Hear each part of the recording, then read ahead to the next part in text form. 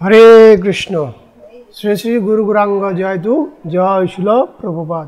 হরে কৃষ্ণ সুধী ভক্ত সজ্জন, আজকে আমরা পাঠ করব ভক্তি পুরুষোত্তম স্বামী মহারাজের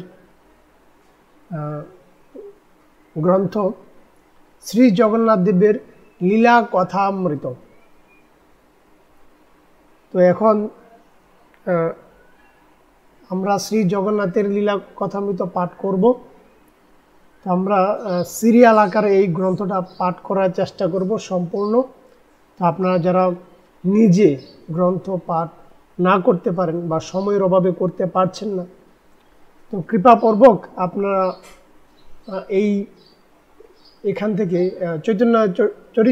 চৈতন্য প্রেমামৃত ইউটিউব চ্যানেল অথবা চৈতন্য প্রেমামৃত ফেসবুক পেজ থেকে আপনারা সরাসরি লাইভ অথবা রেকর্ডেড ভিডিওর মাধ্যমে আপনারা সরাসরি শ্রবণ করতে পারবেন। এবং যদি ভিডিওটি ভালো লাগে বা আপনার শ্রবণ করার পর যদি মনে হয়, তাহলে আপনারা আরও অন্যান্য ভক্তবৃন্দদেরকে শেয়ার করতে পারেন। তো আজকে আমরা পাঠ করব শ্রী জগন্নাথ লীলা অমৃত। তো তার আগে আমরা মঙ্গলাচরণ পাঠ করে শুরু করি। ওম অজ্ঞানতিমিরান্ধস্য জ্ঞানাঞ্জন শলাকয়া চক্ষু উন্মিতং যেন তস্মৈ শ্রী গুরুবে নমঃ। শ্রী চৈতন্য মনোভীষ্টং স্থাপিতং যেন ভূতলে স্বয়ং রূপ কদমহম দদাপি স্বল্পদান্তিকম। বন্দেহম শ্রীগুরুম শ্রীযুতপদকমলম শ্রীগুরু বৈষ্ণবাংশ শ্রীরূপং সাগ্রজাতং সহগণ লগ্নতং তং সজীবম সাদিতং শাব্দিতং পরিজন সহিতং কৃষ্ণ চৈতন্য দেবম শ্রী রাধা কৃষ্ণ পাদান সহগণ ললিতা শ্রী বিশাখানিতাংশ। নময়ম বিষ্ণুপাদায় কৃষ্ণপেষ্টায় ভূতলে শ্রীমতে জয় পতাকা স্বামিনীতি নামিনী। নমো আচার্য পাদায় নিতাই কৃপা প্রদায়িনী গৌর কথা দামোদায় নগর গ্রাম তারিণী। নময়ম বিষ্ণুপাদায় কৃষ্ণপেষ্টায় ভূতলে শ্রীমতে ভক্তিবেদান্ত স্বামিনীতি নামিনী। নমস্তে সরস্বতী দেবী গৌরবাণী প্রচারিণী নির্বিশেষ শূন্যবাদী প্রষ্টদেশ তারিণী। হে কৃষ্ণ করুণা সিন্ধু দীনবন্ধু জগৎপদে গোপেশ গোপিকাকান্ত রাধাকান্ত নমস্তুতে। তপ্ত কাঞ্চন গৌরাঙ্গী রাধে বৃন্দাবনেশ্বরী বৃষভানু সুতে দেবী প্রণমামি হরিপ্রিয়ে। নমো মহাবদন্নয় কৃষ্ণ প্রেম পদায়তি কৃষ্ণ কৃষ্ণ চৈতন্য নামি গর্তে সে নমো নমঃ। নমো ব্রাহ্মণ দেবায় গো ব্রাহ্মণ হিতায় চ জগদ্দিতায় কৃষ্ণ গোবিন্দায় নমো নমঃ। নীলাচল নিবাসায় নিত্যায় পরম আত্মনে বলভদ্র সুভদ্রবম জগন্নাথে নমো নমঃ। অং বৃন্দায় তুলসী দেব্যই প্রিয়াই কেশব চ কৃষ্ণ ভক্তে পদদেবী সত্যবতায় নমো নমঃ। বাঞ্ছাকল্পতরুভশ্চ কৃপা সিন্ধুভ্যবচ পতিতানাং পাবনম বৈষ্ণবৈ নমো নমঃ। জয় শ্রীকৃষ্ণ চৈতন্য প্রভু নিত্যানন্দ শ্রী অদ্বৈত গদাধর শ্রীবাসদী গৌর ভক্তবৃন্দ। হরে কৃষ্ণ কৃষ্ণ কৃষ্ণ হরে হরে হরে রাম রাম রাম হরে হরে। ওং নমো ভগবতে বাসুদেবায় নমঃ। ওং নমো ভগবতে বাসুদেব। ওং নমো ভগবতে বাসুদেব নমঃ। নারায়ণম নমস্কৃত্যম নারায়ণম নমশ্চিব দেবীং সরস্বতী ব্যাসং ততদেব মুদিত। জয় জগন্নাথ বলদেব সুভদ্রা মহারানী কি জয়। তো আমরা পাঠ করব শ্রী জগন্নাথ লীলা অমৃত ছিল ভক্তি পুরুষোত্তম মহারাজ। তো আমরা পাঠ করছিলাম রাজা ইন্দ্রদমন্যু শ্রী জগন্নাথ দেবের শুভ আবির্ভাব তিথি। তো কিভাবে শ্রী জগন্নাথের আবির্ভাব হয় সেই লীলাটি এখন আমরা পাঠ করছিলাম। তো আমরা ছিলাম কোথায়? বিদ্যাপতির প্রভুর সন্ধানে যাত্রা, তারপরে হচ্ছে বিদ্যাপতি শোভরাজ বিষাবসু সাক্ষাৎ লাভ করলেন। তো ইন্দ্রদমন্যু মহারাজ তার ছোট ভ্রাতা বিদ্যাপতিকে পাঠিয়েছিলেন কোথায়? এই নীলমাধবের দর্শনে, একটি তীর্থযাত্রীর কথায়। সেই তীর্থযাত্রীর কথার উদ্দেশ্যকে ভিত্তি করে বিদ্যাপতি আসলেন এই নীলগিরিতে নীলমাধব দর্শনে। তখন কার সাথে সাক্ষাৎ হয়? বিদ্যাপতি শবরাজ বৃষাবসুর সাথে সাক্ষাৎ লাভ করলেন। তো পরবর্তীতে বৃষাবসু শবরাজ তিনি বিদ্যাপতিকে অনেক আপ্যায়ন করলেন, সম্মান করলেন। এবং বিদ্যাপতিকে কেন এখানে আসলেন সেই কথা বললেন, এবং বিদ্যাপতিও সম্পূর্ণ বলছেন এবং বলছেন যে ইন্দ্রদ্যুম্ন মহারাজ উপবাস রয়েছে, যে যতক্ষণ পর্যন্ত সংবাদ না দিব ততক্ষণ পর্যন্ত সে উপবাস থাকবে, যতক্ষণ পর্যন্ত না ভগবানকে দর্শন করবে। তো কৃপা করে আপনি এর একটা ব্যবস্থা করুন। তখন পরবর্তীতে সবররাজ এবং বিদ্যাপতির কি আলোচনা হয়েছে সেটা এখন আমরা জানার চেষ্টা করব। তো পরবর্তীতে টপিকটা হচ্ছে কি, বিদ্যাপতি নীলমাধবের দর্শন লাভ করলেন। তাহলে সবররাজ বৃষাবসু বিদ্যাপতিকে নীলমাধবের দর্শন দিয়ে দিলেন। তো সেই কাহিনীটা আমরা এখন শ্রবণ করছি। তো সবর বৃষাবসু কিছুক্ষণ ভগবানের ধ্যান করে বিদ্যাপতিকে বললেন। তো সবররাজ বৃষাবসু ভগবানের ধ্যান করলেন। অবশ্যই নীলমাধবের সাথে বৃষাবসুর কোনো একটা কানেকশন আছে, যে কারণে তিনি ধ্যান করে হয়তো পারমিশন নিয়েছেন। পরবর্তীতে বিদ্যাপতিকে বললেন, কি বললেন সেটা আমরা এখন জানবো। হে মহান ব্রাহ্মণ, আমি ইতিপূর্বে শুনেছি যে রাজা ইন্দ্রদ্যুম্ন এখানে এসে এই তীর্থে বাস করবেন। বলছেন কি, যে আমি ইতিপূর্বে শুনেছি যে রাজা ইন্দ্রদ্যুম্ন এখানে এসে এই তীর্থেই বাস করবেন। আমরা এক মুহূর্ত সময় নষ্ট করব না, আসুন আমরা পর্বত শিখরে গমন করি। সবর বিদ্যাপতিকে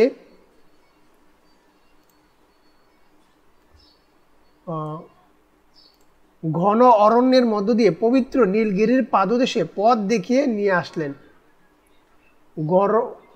গভীর অরণ্যের ভিতর দিয়ে বিদ্যাপতিকে পাদদেশে পথ নিয়ে আসলেন। যতই তারা উপরে উঠতে লাগলেন ততই পথ সংকীর্ণ হতে লাগলো, অনেক ভয়ানক ভয়ানক জায়গা আসতে লাগলো। এতটাই পাশাপাশি দুজন চলা অসাধ্য হলো, কেবল একজনই হাঁটা যাচ্ছিল। মানে এতটাই সংকীর্ণ, এতটাই ভয়ানক রাস্তা যে একজনই হাঁটতে পারছিল, দুইজন যাওয়া সম্ভব হচ্ছিল না। বিদ্যাপতি কেবল বৃষাবসুর কণ্ঠস্বর অনুসরণ করে কোনো ক্রমে তার পশ্চাৎ গমন করে ওই পথ ধরে উঠতে লাগলেন। কোনো রকম বিদ্যাপতি ওই বৃষাবসুর পদাঙ্ক অনুসরণ করছিলেন। এইভাবে সারা রাত্রি কয়েক ঘন্টা ধরে হেঁটে তারা অবশেষে প্রভাতে রোহিণী কুণ্ডে পৌঁছালেন। হরি বল, সারা রাত, মানে কেমন রাস্তা, সারা রাত তারা কয়েক ঘন্টা হেঁটে অবশেষে প্রভাতে রোহিণী কুণ্ডে গিয়ে পৌঁছালেন। তো তখন সবর বললেন, হে মহান ব্রাহ্মণ, এ হচ্ছে রোহিণী কুণ্ড। এই কুণ্ডের জল ব্রহ্মাণ্ডের সকল জলের আদি উৎস। এই কুণ্ডের জল ব্রহ্মাণ্ডের সকল জলের আদি উৎস হচ্ছে এই কুণ্ড। তার মানে কি? তার মানে এই কুণ্ড থেকে সমস্ত জল এই কুণ্ড থেকে আসছে। এটা বলেছে আদি উৎস। ভাবা যায়, সকল উপাদান সৃষ্টির সময় এখান থেকে বিনির্গত হয়। জগৎ প্রলয়ের সময় এখানে সব উপাদান পুনরায় প্রকাশ করে। এই কুণ্ড সকল তীর্থের মধ্যে সর্বোত্তম। এখানে স্নান করে মানুষ আপনা থেকে বৈকুণ্ঠ গমন করার যোগ্যতা প্রাপ্ত হয়। হরি বল। কি বলছে? যে এখানে স্নান করে মানুষ আপনা থেকে বৈকুণ্ঠে গমন করার যোগ্যতা প্রাপ্ত হয়। এই কুণ্ডের পূর্ব ভাগে আপটি একটি কল্প বট নামক এটি বট বৃক্ষ দেখতে পাবেন। কেবল সেই বট বৃক্ষের ছায়া উপবেশন করলে ব্রহ্মহত্যার পাপ বিদূরিত হয়ে যায়। হরি বল। বট বৃক্ষের ছায়া যদি কেউ উপবেশন করে তাহলে ব্রহ্মহত্যার পাপ বিদূরিত হয়ে যায়। সেই বৃক্ষ ও কুণ্ডের মধ্যস্থলে একটি কুঞ্জ রয়েছে। বৃক্ষ এবং কুণ্ডের, মানে যে জলের কুণ্ডটা এবং আরেকটা বৃক্ষ, তার মাঝখানে একটা কুঞ্জ আছে। কুঞ্জ, সেখানে বেদান্তের মাধ্যমে যিনি প্রকাশিত হন সেই ভগবান বিরাজ করছেন। আর সেই কুঞ্জের মধ্যেই ভগবান বিরাজ করছেন। দয়া করে সেখানে গমন করুন এবং সেই পরম পুরুষ পরমেশ্বর ভগবানের দর্শন লাভ করুন। তার দর্শন লাভ করে আপনি সকল পাপ কর্মের ফল থেকে বিমুক্ত হবেন। হরি বল। আপনাকে আর এই ভবসাগরে, এই জড়জগতে নিপতিত হতে হবে না। বিদ্যাপতি আসন্ন দর্শন প্রাপ্তির আনন্দে রোমাঞ্চিত হলেন, আনন্দে আপ্লুত হয়ে গেলেন। সযত্নে যথাবিধি রোহিণী কুণ্ডে অবগাহন স্নান সমাপন করে তিনি তার গুরুদেবকে স্মরণ করলেন। তখন রোহিণী কুণ্ডে তিনি অবগাহন করে স্নান করলেন, তিনি তার গুরুদেবকে স্মরণ করলেন এবং ভগবানকে স্বনয়নে দর্শনের জন্য মন্দিরে প্রবেশ করলেন। আহা, কি একটা দিব্য অনুভূতি যে ভগবানকে এই মুহূর্তে দর্শন করবেন। তিনি ভগবানকে দর্শন করে তিনি ভূমিষ্ঠ হয়ে সাষ্টাঙ্গে প্রণিপাত করলেন। তখন সেই অনুভূতিটা আসলো যেই মুহূর্তে ভগবানকে তিনি দর্শন করলেন এবং দর্শন করে তিনি সাথে সাথে ভূমিষ্ঠ হয়ে সাষ্টাঙ্গে প্রণিপাত করলেন। তারপর তার অন্তরে প্রার্থনা নিবেদন করলেন। তার যে অন্তরে প্রার্থনাটি ছিল সে প্রার্থনাটি ভগবানকে নিবেদন করলেন। বিদ্যাপতি এরপর বিগ্রহের সামনে উপবেশন করে হরে কৃষ্ণ মহামন্ত্র জপ করতে লাগলেন। দিব্য আনন্দে তার হৃদয় পরিপূরিত হলো। তার মনে হলো তিনি তার জীবনে কখনো এমন আনন্দ অনুভব করেননি। কিছুক্ষণ অতিবাহিত করে বিদ্যাপতি বাইরে আসলেন। তিনি বৃষাভূষকে বট বৃক্ষের পাশে বসে প্রতীক্ষা করতে দেখলেন।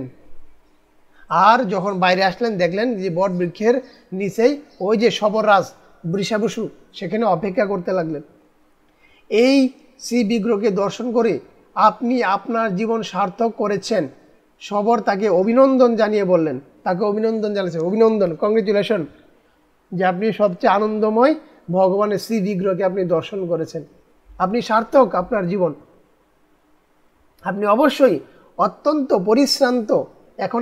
এখন প্রায় দিন অবসান হতে চলেছে, মানে দিন শেষ। সেই বুড়ে এসে এখন দর্শন করছে, দিন শেষ, মানে এতটা সময় অতিবাহিত করেছে। শীঘ্রই আধার নেমে আসবে, এখন সন্ধ্যা গোধূলি লগ্ন হয়ে যাবে। হিংস্র প্রাণীরা বনে রয়েছে। অন্ধকার হতে যাবার পূর্বেই আমাদের আশ্রমের উদ্দেশ্যে যাত্রা করতে হবে। তো বিষাভূষণ ছিল এই উপদেশ বিদ্যাপতিকে বললেন যে এখনই হিংস্র প্রাণীরা চলে আসবে, প্লিজ তাড়াতাড়ি করে আমাদের আশ্রমে যেতে হবে।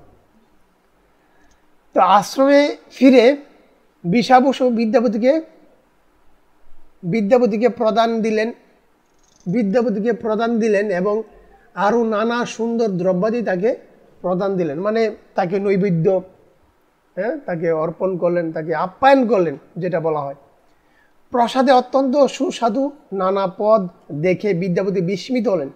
তিনি ইতিপূর্বে কখনো এত সুস্বাদু পদ আস্বাদন করেননি। এমনকি রাজার একজন সেবক হিসেবেও রাজপ্রাসাদেও এমন অনবদ্য স্বাদের আহার্যের অভিজ্ঞতা তার হয়নি। বল, এটা আপনাদের বুঝারই কথা, বিবেক বিবেচনা, যে তিনি পান মহাপ্রসাদ, এই নীলমাধবের মহাপ্রসাদ যেটা আস্বাদন করেছিলেন, সেই প্রসাদই বিদ্যাপতিকে দেওয়া হলো। তো অবশ্যই সেটা সুস্বাদু হওয়ার কথা, কারণ এই প্রসাদ রাজ পরিবারও এই প্রসাদ হবে না, হবার কথা না। যতই রাজভোগ হোক না কেন, ভগবানের প্রসাদের মতো সেই প্রসাদ হবে না, মানে রাজার প্রসাদ যেটা। কিন্তু ভগবানের প্রসাদ যে অত্যন্ত সুস্বাদু এবং দিব্য, আনন্দিত, সেই প্রসাদ পেয়ে তিনি খুবই আনন্দিত। তখন কৌতূহলকে রুদ্ধ না করে বিদ্যাপতি শবরকে জিজ্ঞাসা করলেন কোথা থেকে তিনি এই স্বর্গীয় প্রদান সংগ্রহ করলেন। তিনি কৌতূহলে তাড়াতাড়ি জিজ্ঞেস করলেন যে এই সুস্বাদু প্রসাদ আপনি কোথা থেকে পেয়েছেন, কৃপা করে আমাকে বলুন। তখন তার উত্তরে শবরের ঠোঁটে স্মিত হাসির রেখা দিল, তিনি মৃদু মৃদু হাসছেন। ইন্দ্র এবং অন্যান্য দেবগণ সর্বদা এখানে আগমন করেন এবং ভগবানের পূজা করেন, তার সামনে সুস্বরে স্তুতি গান করেন, নৃত্য করেন। আপনি যা গ্রহণ করছেন তা ভগবান শ্রী জগন্নাথ দেবের অপ্রাকৃত ভুক্তাবশেষ প্রসাদ। এই প্রসাদ গ্রহণ করলে জরা ও ব্যাধি থেকে আমরা মুক্ত থাকতে পারি। প্রীতি ও সেবার মনোভাব নিয়ে ভগবানের ভুক্ত বৈশিষ্ট্য গ্রহণ করলে গ্রহণকারী জড়জগতের বন্ধন থেকে মুক্তি লাভ করতে পারেন। হরি বল, জয় জগন্নাথ। দেখুন কি বলছে, যে যারা সমস্ত দেবতাগণ যার পূজা করেন, যার আরাধনা করেন, সেই শ্রী জগন্নাথের ভুক্তাবশিষ্ট সেই মহাপ্রসাদ আপনি পাচ্ছেন, যেই কারণে আপনার হৃদয়ে আনন্দের অনুভূতি হয়েছে। আর এই জগন্নাথের প্রসাদ যদি কেউ গ্রহণ করে, তাহলে তার এই জড়জগতের বন্ধন থেকে মুক্তি লাভ হয়ে যায়। 84 লক্ষ জনী, তাকে আর কখনোই পুনর্জন্ম গ্রহণ করতে হয় না। জয় জগন্নাথ, জয় জয় মহাপ্রসাদ কি জয়। এই হচ্ছে মহাপ্রসাদ, জগন্নাথের মহাপ্রসাদ। দিব্য আনন্দ লাভ করলেন এই মহাপ্রসাদ আস্বাদন করে। কে? বিদ্যাপতি খুবই আনন্দিত, তিনি আর কখনোই এই প্রসাদ পাননি, এত সুস্বাদু। তো ভগবানের প্রসাদের মহিমা শ্রবণ করে বিদ্যাপতি রোমাঞ্চিত হয়ে গেলেন, আপ্লুত হয়ে গেলেন, আনন্দিত হয়ে গেলেন। আহা, যে মহাপ্রসাদের এত মহিমা, যে সমস্ত দেবতাগণ তাকে পূজা করে, তার প্রসাদ পাওয়ার জন্য আকাঙ্ক্ষা করে, আর সেই প্রসাদ বিদ্যাপতি অচিরেই লাভ করলেন। মহাপ্রসাদ পাওয়া এত সোজা নয়। প্রসাদ সকলেই কয়, প্রসাদ পাওয়া এত সোজা নয়। জানিয়া বুঝিয়া প্রসাদ পাইলে ভগবত ধাম প্রাপ্তি হয়। এই সেই প্রসাদ, জগন্নাথের প্রসাদ। দিব্য আনন্দে তার নয়নদ্বয় থেকে অশ্রুপাত হতে থাকলো। আহা, এবং তিনি নিজেকে মহা সৌভাগ্যশালী চিন্তা করতে থাকলেন, যে তিনি কতটা সৌভাগ্যশালী, কেমন সৌভাগ্য হলে জগন্নাথের প্রসাদ পাওয়া যায়। তারপর তিনি এই উপজাতির জনগণের অপেক্ষাকৃত বৃহত্তর সৌভাগ্যের কথা ভাবলেন। তারা প্রতিদিনই ভগবানের দর্শন গ্রহণ করে থাকেন। সেই সময় তিনি সবর বৃষাবসুর সঙ্গে মিত্রতার বন্ধনে আবদ্ধ হয়ে সেখানে তার সঙ্গে থেকে যেতে চাইলেন। তিনি বন্ধুতার মিত্রতার সঙ্গে আবদ্ধ হয়ে সেখানে থাকতেই চাইলেন, যে আর যাবে না। সে রাজ সিংহাসনে বা রাজার কথা সে আর রাজ পরিবার সে যেতে চায় না, সে এখানে থাকতে চায়। এখন দেখুন কেমন মহাপ্রসাদ, আর কেমন ভগবানকে দর্শন করলেন, তুচ্ছ সব। তো বিদ্যাপতি বললেন, প্রিয় মিত্র, রাজা এখানে আসবেন এবং এখানে বাস করবেন, ভগবানের জন্য বিপুল আয়োজন করবেন, এবং তিনি একটি বিশাল সুরম মন্দির স্থাপন করবেন, তার অভিলাষ। তিনি ভগবানের পূজার জন্য বিপুল আয়োজন করবেন। তখন সবর বললেন, আমি অনেক দিন পূর্বে কথা শুনেছি, এটি একটি পুরাতন বিষয়। সবর দীর্ঘ নিঃশ্বাস ত্যাগ করলেন। আমরা শুনেছি যে রাজা ইন্দ্রদমন এখানে আসবেন, কিন্তু সমস্যা হচ্ছে এই যে এমনকি তিনি এখানে আগমন করলেও তিনি ভগবানকে দর্শন লাভে সমর্থ হবেন না। এটা তিনি দীর্ঘ নিঃশ্বাস এবং ভারাক্লান্ত মনেই কথাটা বলেছেন, যে তিনি ভগবানকে দর্শন করতে পারবেন না। এটা ভবিষ্যৎবাণী আগেই ভগবান দিয়ে দিচ্ছেন আসলে এই সবরাজকে। কারণ ভগবানের সাথে তাদের ডিরেক্ট কানেকশন, তাদের সাথে কথোপকথন হয় স্বপ্নে কিবা স্বপনে কিবা জাগরণে, তাদের সাথে কথোপকথন হয় ভগবানের সাথে এবং এই সবররাজের সাথে, বৃষাবসুর সাথে, যেটা ভবিষ্যৎবাণী আগেই বলে দিয়েছেন। আর যে কথাটা এখন বিদ্যাপতিকে বলছেন, যে তিনি আসবেন ঠিক আছে, কিন্তু ভগবানকে তিনি দর্শন করতে পারবেন না। কারণ আছে, সেটা কি? যে অনেক কারণ আছে। যে দারুব্রহ্ম যমরাজকে একটি প্রতিশ্রুতি দিয়েছিলেন, মানে এই জগন্নাথ যে দারুব্রহ্ম যমরাজকে একটি প্রতিশ্রুতি দিয়েছিলেন, যে ভগবান নিজেকে স্বর্ণ বালুকার অন্তরালে লুকায়িত করবেন এবং সকলের দৃষ্টিপথ থেকে অন্তর্নিহিত হবেন। বিদ্যাপতি উদ্বিগ্ন হলেন। তিনি সবরকে বললেন, আপনি মহা সৌভাগ্যবান যে আপনি ভগবানের দর্শন লাভ করেছেন। যখন রাজা ইন্দ্রদমন এখানে আসবেন, তখন ভগবান রাজার নয়ন সম্মুখ হতে অন্তর্নিহিত হবেন, তার অগোচর হবেন। কিন্তু আপনি অবশ্যই এই কথা রাজাকে বলবেন না। আপনি আপনি জানেন, সব কথা জানেন, কিন্তু রাজা যদি এখানে আসে তাহলে রাজার এই কথাটা বলবেন না। কেননা যখন রাজা আবিষ্কার করবেন যে তিনি ভগবানকে দর্শন করতে পারবেন না, তিনি উপবাস করে দেহ ত্যাগের জন্য প্রস্তুত হবেন, তখন তিনি তার প্রাণী ত্যাগ করে দিবেন। যদি এই কথাটা শুনেন, প্লিজ এই কথাটা আপনি তাকে বলবেন না। তখন তিনি স্বয়ং রাজার কাছে প্রকাশ করবেন কিভাবে তিনি 4টি দারুমূর্তি পরিগ্রহ করে প্রকটিত হবেন।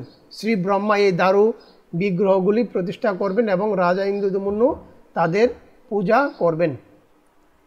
তখন সেটা বলছেন। তো এইভাবে বিদ্যাপতি ও বিষাবসু পরস্পর খোলা মনে কথা বলে চললেন। তারা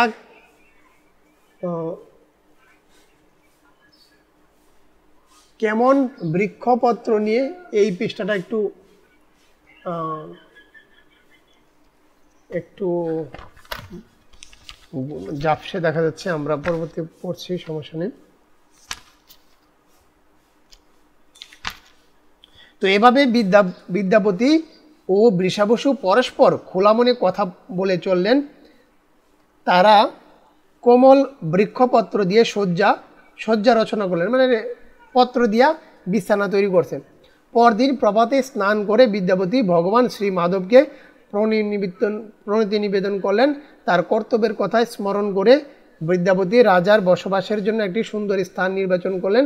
তারপর বিদ্যাপতি তার শবর মিত্রের নিকট বিদায় গ্রহণ করে অবন্তিপুরের উদ্দেশ্যে যাত্রা করলেন। আবার রাজার কাছে বিদ্যাপতি রওনা দিয়েছেন। সন্ধ্যায় তিনি অবন্তিপুরে উপনীত হলেন। কৃপাময় ভগবানের দর্শন লাভের ফলে তিনি দিব্য ভাবাবেশে এতটাই নিমগ্ন ছিলেন যে তিনি পথশ্রমজনিত কোনো শ্রান্তি বা অবসাদ অনুভব করলেন না।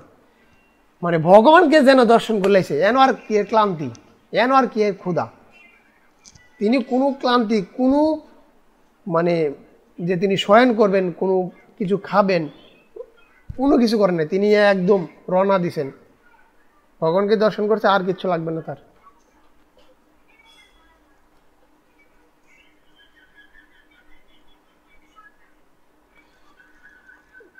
তো বিদ্যাপতি, পরবর্তী হচ্ছে বিদ্যাপতি নীলাচলের মহিমা রাজার নিকট বর্ণনা করলেন।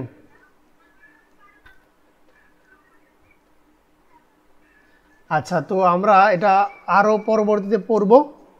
তো আজকে এতটুকুই থাক, পরবর্তীতে আমরা আরও পড়বো, এটা অনেক বড়। হ্যাঁ, তো আমরা এটা পড়ব।